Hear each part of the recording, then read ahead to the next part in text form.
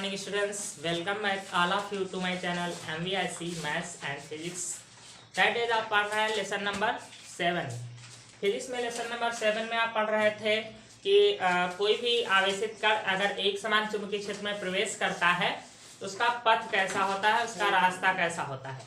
जैसे देखो यहाँ पर दो होते हैं, एक इलेक्ट्रिक फील्ड होता है, एक मैग्नेटिक फील्ड होता है। इलेक्ट्रिक फील्ड के बारे में आप जब लेसन पढ़ रहे थे इलेक्ट्रिक पोटेंशियल वाला, तो वहां पर पढ़े थे एक डेरिवेशन, और दोनों में अंतर रखना, ये नहीं एक पूछा जाए तो दूसरा कर दें। आपने यहाँ पर एक डेरिवेशन किया था कि ये एक हमने पॉजिटिव प्लेट ली थी, ये यहाँ पर नेगेटिव प्लेट ली थी, तो ये इलेक्ट्रिक फील्ड यहाँ बनेगा कि मैग्नेटिक फील्ड बनेगा?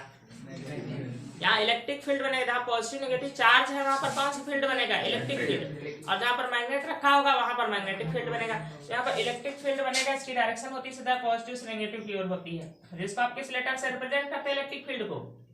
ई से। ठीक है, तो यहाँ पर आपने एक इलेक्ट्रॉन का पथ ज्ञात किया था, तो इलेक्ट्रॉन का पथ ऐसे आया था जिसको आपने कहा था परवलयाकार होगा। ठीक है, तो अगर पूछा जाता है कि किसी इलेक्ट्रिक फील्ड में वैद्युत क्षेत्र में अगर किसी आवेशित कण को छोड़ा जाए तो उसका पथ कैसा होगा, तो केवल एक आंसर है परवलयाकार। ठीक है, और अगर चुंबकीय क्षेत्र में पूछा जाता है तो 3 प्रकार के पथ होते हैं। नंबर 1, जब चुंबकीय क्षेत्र की दिशा में प्रवेश करेगा कोई भी आवेश तो पथ कैसा होगा? ऋजुरेखी, क्योंकि 0 अंश पर प्रवेश कर रहा है। दूसरा पढ़े थे 90 डिग्री पर अगर प्रवेश करेगा तो उसका पथ कैसा होगा? वृत्ताकार होगा। अगर 90 डिग्री पर आवेश प्रवेश करेगा तो वृत्ताकार होगा। कल पिछले दिन उसका डेरिवेशन आपने किया था और उसमें रेडियस फाइंड किया था कि अगर वृत्ताकार पथ होगा तो उसकी रेडियस क्या होगी। तीसरा पॉइंट आप पढ़ेंगे कि अगर 0 और 90 डिग्री के अतिरिक्त किसी कोण पर आवेश प्रवेश करे तो उसका पथ कैसा होगा। समझ पाए दोनों में अंतर कि इलेक्ट्रिक फील्ड में कभी भी पूछा जाए कि वैद्युत क्षेत्र में कोई आवेश प्रवेश करेगा तो उसका पथ कैसा होगा, तो केवल एक आंसर परवलयाकार। ठीक है, वैद्युत क्षेत्र में एक ही डेरिवेशन यहाँ पर हमने कराया था, y इक्वल टू समथिंग निकाला था फार्मूला। और अगर आप पूछा जा रहा है चुंबकीय क्षेत्र में तो 3 प्रकार के इसमें जो है आंसर होते हैं, 3 प्रकार के क्वेश्चन आपके बनते हैं यहाँ पर, तो ध्यान रखिएगा मिक्स ना होने पाए। तो देखिए, यदि ये चुंबकीय क्षेत्र की डायरेक्शन है, हम तीसरा बताने जा रहे हैं कि जब 0 डिग्री पर और उसमें 90 डिग्री पर ना प्रवेश करे तो क्या होगा। ये मैग्नेटिक फील्ड है, इसकी डायरेक्शन किधर की ओर है? अंदर की ओर। हमने कहा था क्रॉस लगाएंगे तो इसकी डायरेक्शन होगी अंदर की ओर। प्राची क्या बता रहे हैं, इसकी डायरेक्शन किधर की ओर होगी? यहाँ पर मैग्नेटिक फील्ड अंदर की ओर। तो यहाँ पर अगर ये ऐसे प्रवेश कर रहा था इलेक्ट्रॉन 0 अंश पर तो पथ कैसा था? ऋजुरेखी। अगर 90 डिग्री पर प्रवेश किया था तो पथ हो गया था लंबवत। अब ये ना 0 अंश पर प्रवेश, देखो 0 अंश वाली डायरेक्शन ये हो गई, 90 डिग्री वाली डायरेक्शन ये हो गई।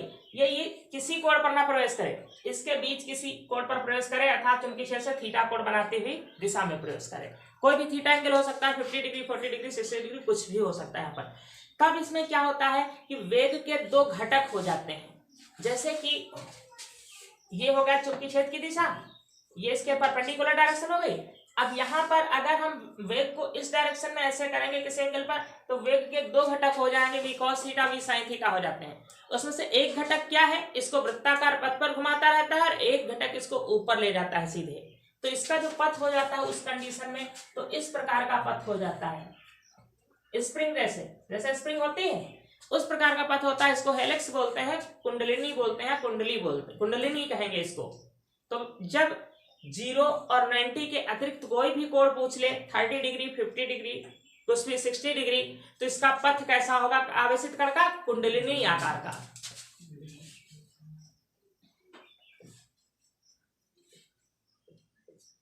कुंडलिनी आकार का।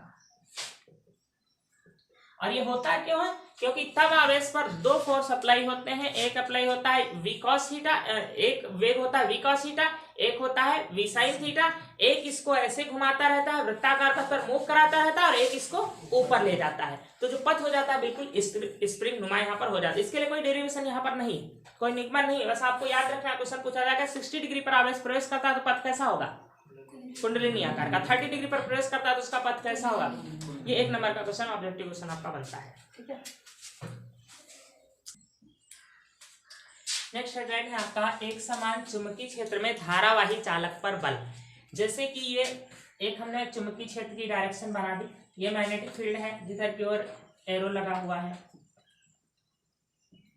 मतलब यहाँ कहीं N पोल होगा मैग्नेट का और यहाँ कहीं एस पोल होगा, क्योंकि जो चुंबकीय बल रेखाएं होती हैं वो नॉर्थ पोल से निकलती हैं और साउथ पोल की ओर जा रही होती हैं। ऐसे ही अगर ये मैग्नेटिक फील्ड था, मैग्नेटिक फील्ड में बी चुंबकीय क्षेत्र, तो हमने कहा था इधर एन होगा, इधर एस होगा। अगर हम कह देते ये इलेक्ट्रिक फील्ड है तो क्या है यहाँ पर, अगर हम कहें कि ये इलेक्ट्रिक फील्ड की डायरेक्शन है तो इसका मतलब प्लस किधर है, प्लस यहाँ है जहां से मैग्नेटिक जो है इलेक्ट्रिक फोर्स लाइंस इमिट हो रही निकल रही हैं, ये होगा आपका पॉजिटिव, जिधर जा रही है क्या हो जाएगा, नेगेटिव हो जाएगा। तो ये सब चीजें एक ही में मिक्स ना हो जाए। मैग्नेटिक फील्ड कहा तो एनएस पोल होंगे मैग्नेट के, अगर इलेक्ट्रिक फील्ड कहा तो पॉजिटिव एंड नेगेटिव चार्ज होगा यहाँ पर। तो इसके बीच एक जो है धारावाही चालक हम ऐसे रख दे रहे हैं जो कि चुंबकीय क्षेत्र से थीटा कोण बना रहा है और इसमें आई करंट प्रवाहित हो रहा है। इस चालक की लंबाई कितनी है, एल है। ठीक, तो अब इस पर क्या कोई बल लगेगा, और लगेगा तो उसकी डायरेक्शन क्या होगी। देखिए यहाँ पर चुंबकीय क्षेत्र की दिशा ये हो गई और करंट इस डायरेक्शन में जा रहा है और ये एंगल यहाँ पर थीटा बना हुआ है। तो लॉरेंज आपने पीछे भी पढ़ा है, लॉरेंज बल जो उसको बोलते हैं, लॉरेंज बल का अगर सूत्र पूछा जाए तो आप बताएंगे F बराबर QVB sin थीटा। यदि लॉरेंज बल का सूत्र कहा जाए तो आप यही लिखेंगे, ठीक है। लेकिन ये जो बल है यहाँ पर आरोपित हो रहा है इसको भी हम लॉरेंज बल कहते हैं। तो हम क्या बोलते हैं कि जब किसी धारावाही चालक को एक समान चुंबकीय क्षेत्र में रखते हैं तो उसमें वैद्युत धारा प्रवाहित करने पर चालक पर एक बल लगता है और इस बल की दिशा फ्लेमिंग के बाएं हाथ के नियमानुसार ज्ञात की जाती है। इस बल की दिशा फ्लेमिंग के बाएं हाथ के नियमानुसार ज्ञात की जाती है और यह बल वैद्युत धारा और चुंबकीय क्षेत्र दोनों के परपेंडिकुलर होता है, लंबवत होता है। आपने फ्लेमिंग के बाएं हाथ का नियम हाई स्कूल में पढ़ा है। यदि बाएं हाथ की अंगूठा, मध्यमा और तर्जनी तीनों को इस प्रकार फैलाएं कि ये परस्पर लंबवत हो, तो यदि मध्यमा किसको प्रदर्शित करे, वैद्युत धारा को, वैद्युत धारा, और तर्जनी चुंबकीय क्षेत्र को प्रदर्शित करे, तो अंगूठा चालक पर लगने वाले बल की दिशा को प्रदर्शित करता है। तो इस पर बल लगेगा और उस बल की दिशा हम किस नियम से ज्ञात करेंगे, फ्लेमिंग के बाएं हाथ के नियम से ज्ञात करेंगे। और इस बल की दिशा चुंबकीय क्षेत्र और वैद्युत धारा तीनों के लंबवत होती है और इस बल को हम लॉरेंज बल कहते हैं। ठीक है, ये हमारा न्यूमेरिकल स्टेटमेंट पूरा हो गया कि जब किसी धारावाही चालक को एक समान चुंबकीय क्षेत्र में रखकर उसमें वैद्युत धारा प्रवाहित करते हैं तो चालक पर एक बल आरोपित होता है। इस बल की दिशा फ्लेमिंग के बाएं हाथ के नियमानुसार ज्ञात की जाती है और यह बल वैद्युत धारा चुंबकीय क्षेत्र दोनों के लंबवत होता है। फिर इसके बाद इस बल का जो परिमाण होता है वो प्रवाहित वैद्युत धारा के समानुपाती होता है, नंबर 1। दूसरा, इस बल का जो परिमाण होता है वो चालक की लंबाई के समानुपाती होता है। जो बल होता है वो चुंबकीय क्षेत्र की तीव्रता के समानुपाती होता है। इनके सबके समानुपाती हो गया। यह जो बल है वो चाहे आपको चालक और चुंबकीय क्षेत्र के बीच का कोण, चाहे वो वैद्युत धारा और चुंबकीय क्षेत्र के बीच का कोण, ठीक है। तो ये जैसे चालक इस डायरेक्शन में है तो वैद्युत धारा भी इसी डायरेक्शन में तो जाएगी। तो चालक और चुंबकीय क्षेत्र के बीच बने कोण की ज्या, साइन को क्या कहते हैं, ज्या। तो हम क्या कहेंगे कि आरोपित यह बल चालक में प्रवाहित वैद्युत धारा के समानुपाती होता है, चालक के लंबाई के समानुपाती होता है, चुंबकीय क्षेत्र बी के समानुपाती होता है और चालक तथा चुंबकीय क्षेत्र के बीच बने कोण की ज्या के समानुपाती होता है। इक्वेशन नंबर ये 2 हो गई, 3 और 4। समीकरण 1, 2, 3, 4 से, समीकरण 1, 2, 3 व 4 से, 4 से क्या, ये जो समानुपाती का साइन होता है तो इसमें आप देखते हैं लेफ्ट साइड में एक ही जो है वेरिएबल लिखा हुआ है। तो लेफ्ट साइड में एक ही वेरिएबल लिखा जाता है, इसके समानुपाती जो कुछ है, आई है, बी है, एल है, साइन थीटा है, हम समानुपाती ये सबको कर देंगे। जब ये समानुपाती का चिन्ह हटाते हैं ये तो एक कांस्टेंट के आता है, आई बी एल साइन थीटा। अब ये कांस्टेंट के का मान एसआई पद्धति में मान 1 होता है, के का मान एसआई पद्धति में, एसआई सिस्टम में 1 होता है, 1 होता है। तो के का मान 1 रख देंगे, फार्मूला क्या आ जाएगा, F equal to I B L sine theta. B यहाँ पर केवल सदिश राशि होती है और सभी अदिश राशि होती है। ठीक, तो ये आपका अब आप पढ़ेंगे चुंबकीय बल की दिशा ज्ञात करने के नियम। वो चाहे आपका ये फार्मूला हो F बराबर IBL साइन थीटा, या आपका ये फार्मूला हो F बराबर QVB साइन थीटा। ये जो आप ज्ञात कर रहे होते हैं ये आपका चुंबकीय बल ही होता है। तो इसकी दिशा दो प्रकार से ज्ञात कर सकते हैं। एक बार सुन लीजिए केवल। फ्लेमिंग के बाएं हाथ का नियम यह है, यदि हम अपने बाएं हाथ के अंगूठे, तर्जनी व मध्यमा को इस प्रकार फैलाएं कि तीनों परस्पर लंबवत हो, तो यदि मध्यमा वैद्युत धारा की दिशा को प्रदर्शित करे, तर्जनी चुंबकीय छेद की दिशा को प्रदर्शित करे, तो अंगूठा चालक पर लगने वाले बल की दिशा को प्रदर्शित करेगा। आपको बताने समय ये ध्यान रखना है कंडीशन की, यदि ऐसा हो तो ऐसा होगा। इस फॉर्म में आपको बताना है कि यदि ऐसा हो तो ऐसा होगा। लास्ट में आप उसको बताएंगे जिसको डिफाइन कर रहे हैं बल की दिशा, तो लास्ट में बताएंगे तो बल की दिशा अंगूठे से प्रदर्शित होगी। ठीक है। अब जहां पर हम इसको नहीं अप्लाई कर पा रहे हैं, मान लीजिए हम नई अंगुलियों को तोड़ मरोड़ पा रहे हैं उस प्रकार से, तो ये अप्लाई कर दीजिएगा। देखिए इसको हम ऐसे रख दिए इस पे। तो दाएं हाथ की हथेली का नियम नंबर 2 क्या है कि यदि हम दाएं हाथ की अंगूठे और सभी अंगुलियों को इस प्रकार फैलाएं कि देखिए यहां पर ऐसे रखेंगे तो तर्जनी किधर जा रही है, अंगुलियों की दिशा में। तर्जनी किसको प्रदर्शित कर रही थी, चुंबकीय छेद को, कि अंगुलियां चुंबकीय छेद को प्रदर्शित करें, अंगूठा वैद्युत धारा को प्रदर्शित करे, तो हथेली का तल बल की दिशा को प्रदर्शित करेगा। दोनों एक ही नियम है। ऐसे हम रखते हैं तो देखिए अंगूठा हथेली के तल पर आ गया और चुंबकीय छेद की दिशा में देखो तर्जनी अंगुलियां आ गई और ये मध्यमा हमारी और अंगूठा एक डायरेक्शन में आ गया। तो दूसरा नियम ये क्या हो जाएगा जो लिखा हुआ है दाएं हाथ की हथेली का नियम नंबर 2। 1 से क्या ज्ञात किया था, चुंबकीय छेद की दिशा, और 2 से बल की दिशा। तो एक बार इसको सुन लीजिए कि यदि अपने दाएं हाथ के अंगूठे सभी अंगुलियों को इस प्रकार फैलाएं कि खुली हुई अंगुलियां अंगूठे से 90 डिग्री का कोण बनाए या परस्पर लंबवत हो, तो अंगुलियां चुंबकीय छेद की दिशा को प्रदर्शित करें, अंगूठा वैद्युत धारा की दिशा को प्रदर्शित करें, तो बल की दिशा हथेली के लंबवत होगी, धक्का देने की दिशा में, जिधर को हथेली से धक्का देते हैं। ठीक है। इधर से किसी को धक्का नहीं देते, धक्का तो आगे से ही देते हैं। अब इधर से कोई मारता हो तो वो अलग बात है, मार देता है खोपड़ी पे, हाँ, जिससे तेज लगता है क्योंकि इधर हड्डियां होती हैं, इधर थोड़ा मुलायम सरफेस होती है, तो वो अलग बात, लेकिन धक्का हम ऐसे ही देते हैं। तो दोनों लिखवा दें, ज्यादा नहीं समझाना। नेक्स्ट आप पढ़ने जा रहे हैं संयुक्त क्षेत्र। मीन्स यहाँ पर वैद्युत क्षेत्र भी होगा और चुंबकीय क्षेत्र भी होगा, दोनों की उपस्थिति में आवेश पर बल किधर लगेगा, कितना होगा, और बहुत ही इंपॉर्टेंट भी है। देखिए यहाँ पर जैसे कि कोई आवेश मूल बिंदु पर स्थित है, ये एक्स अक्ष हो गया एकांक सदिश I, वाई अक्ष एकांक सदिश J और जेड अक्ष पर एकांक सदिश K होता है। ये तो हमारा निर्देशांक सिस्टम होता है, ज्यामिति सिस्टम हमारा होता है। यहाँ मूल बिंदु पर Q आवेश को रख दिया है। अब इसका अगर वेग इस डायरेक्शन में V है, जैसे हमने ये लिखा है वेग, तो ये भी सदिश राशि नहीं है, ये जो है अदिश राशि है। ठीक। और अगर इस पर वेक्टर का साइन लगा दिया तो अब ये क्या हो गया, सदिश है। तो ये सदिश है, वेग की डायरेक्शन एक्स अक्ष की डायरेक्शन में है और जो हमारा वैद्युत क्षेत्र है इसकी डायरेक्शन वाई अक्ष की दिशा में है और चुंबकीय क्षेत्र इधर की ओर है, जेड अक्ष की तरफ है। तो यहाँ पर इस आवेश पर दो बल लगेंगे, एक लगेगा वैद्युत बल, एक वैद्युत बल लगेगा, इसको हम रिप्रेजेंट करें Fe से। तो वैद्युत बल आप जानते हैं QE होता है ना, वैद्युत बल F बराबर QE पढ़ा है फर्स्ट लेसन में। तो Q आवेश होता है, E होता है वैद्युत क्षेत्र, और इसकी जो डायरेक्शन होती है, ये आवेश जो धनावेश है, तो धन आवेश पर इसकी डायरेक्शन किधर होगी, वैद्युत क्षेत्र की दिशा में ही होती है, अभी बता के आए। और दूसरा यहाँ पर चुंबकीय बल, चुंबकीय बल लगेगा, इसको हम Fm से लिखें तो हो जाएगा Q, और यहाँ पर होता है V क्रॉस B। जब हम सदिश रूप में लिखते हैं तो हमको सदिश रूप में लिखने पर फिर क्रॉस प्रोडक्ट या डॉट प्रोडक्ट वहां पर जरूर लगेगा। देखिए बल है, बल क्या होता है, सदिश होता है, ये अदिश राशि हो गई। अब अगर इन दोनों सदिशों का सदिश गुणा किया जाएगा तभी सदिश आएगा, क्योंकि ये तो अदिश है, इससे कोई मतलब नहीं है।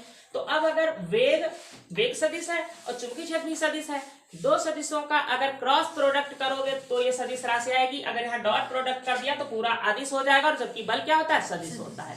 तो इसलिए यहाँ पर क्रॉस प्रोडक्ट लगेगा वेग और चुंबकीय क्षेत्र के बीच में।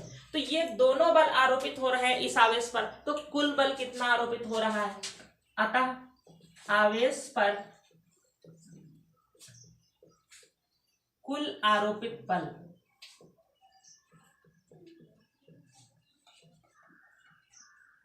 कुल आरोपित बल, उसको अगर F से रिप्रेजेंट करें तो F हो जाएगा Fe प्लस Fm। दोनों बलों को आप ऐड कर लीजिए, डायरेक्शन अपने आप अभी डिसाइड हो जाएगी, क्योंकि जब सदिश रूप में हम लिखते हैं तो दिशा हमको नहीं डिसाइड करना है, दिशा तो आई जे के अपने आप डिसाइड कर लेंगे कि किधर होनी चाहिए। F इक्वल टू इसका मान हम रख देंगे क्यू ई प्लस इसका मान रख देंगे क्यू वी क्रॉस बी। यहाँ ये क्रॉस लगाना आवश्यक है, नहीं तो फिर गलत हो जाएगा, F सदिश है और ये पूरा अदिश हो जाएगा। अब यहाँ पर देखिए, अगर हम यहाँ पर चाहे नीचे यहाँ पर लिख देंगे, क्योंकि v इक्वल टू ये जो वेग है सदिश है। अब ये सदिश बना कैसे होगा, अगर वेग का अदिश परिमाण v दिया है, अदिश को जब हम एकांक सदिश से गुणा कर देते हैं तो वो सदिश बन जाता है। ये सदिश बनाने का तरीका है कि अगर x अक्ष की दिशा में वेग v दिया है तो वेग यहाँ पर अभी इसका परिमाण है, केवल v परिमाण है। अब अगर इसको हम इस एकांक सदिश से मल्टीप्लाई कर दें तो ये तुरंत सदिश बन जाता है। तो अगर हमको वेग ये वेक्टर निकालना है तो हम ये वेग का परिमाण लेंगे और इसको मल्टीप्लाई कर देंगे एक्स अक्ष की एकांक सदिश से, यूनिट वेक्टर इसको कहते हैं आई को। ऐसे अगर हमको ई निकालना है, ई सदिश, तो हम ई का परिमाण ले लेंगे और इसको जे से मल्टीप्लाई कर देंगे। और यदि हमको ये निकालना है बी, बी की डायरेक्शन यहाँ पर, तो बी किस डायरेक्शन में है, के डायरेक्शन में, तो बी परिमाण लेकर के और एकांक सदिश के से गुणा कर देंगे। ये आपको फर्स्ट ईयर में पढ़ाया जाना चाहिए कि हम किसी भी परिमाण को हम कैसे सदिश में बदलें। ये परिमाण v है, इसको अगर हम इसी दिशा के एकांक सदिश से गुणा कर देते हैं तो वो सदिश में कन्वर्ट हो जाता है। तो अब ये जो है जो सदिश है, यहाँ तीर मत लगाइएगा, ये जो है परिमाण है और यहाँ ये क्या लिखे हैं, परिमाण है प्लस दिशा भी है इनमें, ठीक। तो अब ये सभी मान हम इसमें रख देंगे, इसको हम इक्वेशन नंबर 1 कह दे रहे हैं। यह सभी मान समीकरण एक में रख दीजिए। तो F इक्वल टू क्यू, ई की जगह क्या लिख दें, ई जे प्लस क्यू, वी की जगह पर हम क्या लिखेंगे, ये वी परिमाण और आई क्रॉस, बी के स्थान पर लिखेंगे बी परिमाण और के। F equal to Q E J plus Q V B. अब ये जो आई है, आई और के, इनका क्रॉस प्रोडक्ट हो रहा है यहाँ पर आई क्रॉस के। यहाँ पर होता है, पढ़ते हैं आई क्रॉस जे बराबर के, जे क्रॉस के बराबर आई और के क्रॉस आई बराबर जे। ये सब फर्स्ट ईयर में पढ़ाया जाता है आपको, जो है आपका वो वेक्टर वाला लेसन जो होता है उसमें। तो अगर यहाँ पर आई क्रॉस जे के होता है तो अगर इसकी डायरेक्शन बदल दें, जे क्रॉस आई कर दें तो के माइनस का हो जाता है। तो ऐसे ही आई क्रॉस के का मान हमको चाहिए, हमको पता है के क्रॉस आई का मान जे होता है। तो अगर आई को पहले कर रहे हैं और के को बाद में कर रहे हैं तो माइनस जे हो जाएगा। ये होता क्यों है, आप फर्स्ट ईयर में ऐसे पढ़ते हैं कि इसको हम एक सर्कल में ले लेते हैं इस प्रकार से, आई जे के, इसको हम क्रम से चलते हैं। आई के बाद जे आता है तो अगर आई क्रॉस जे करेंगे तो अगला आ जाएगा के, फिर जे क्रॉस के, जे के बाद के आता है ना, तो क्रम से हम अगर ले रहे हैं तो पॉजिटिव आएगा, जे क्रॉस के तो क्या आ जाएगा आई, के क्रॉस आई लेंगे तो आ जाएगा जे। लेकिन अगर अपोजिट डायरेक्शन में आपने चला आई क्रॉस के किया, आई क्रॉस के, तो ये हो जाएगा माइनस का हो जाएगा। समझ पा रहे हैं? तो हमको यहाँ पर क्या लिखना चाहिए, माइनस का जे, यहाँ पर हमको माइनस का जे रखना चाहिए। तो हम लिखेंगे यहाँ पर, क्योंकि आई क्रॉस के इक्वल टू हो जाएगा माइनस का J. F equal to Q E J, यहाँ माइनस का आ गया क्यू वी बी जे।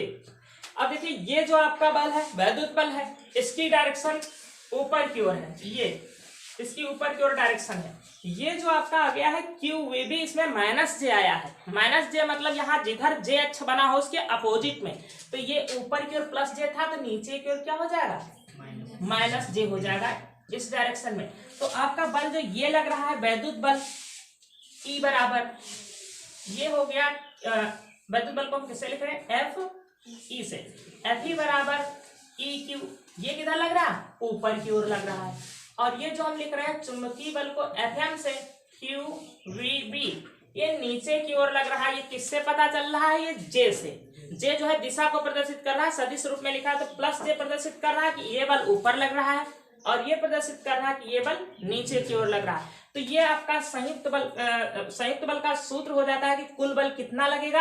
अब अगर ये दोनों बल परस्पर बराबर बराबर हो जाएं तो आवेश पर कोई बल नहीं लगेगा, लगने वाले बल का मान शून्य हो जाएगा, क्योंकि एक ऊपर की ओर है वाई अक्ष पर, एक नीचे की ओर है। तो यहाँ से अगर इनके दोनों को परिमाण बराबर बराबर हो जाए, अर्थात QE बराबर QEB, तो लगने वाला बल क्या हो जाएगा, शून्य हो जाएगा। तो वही चीज हम यहाँ पर लिखे दे रहे हैं। फार्मूला तो हमारा ये आ गया है डेरिवेट होकर के ये।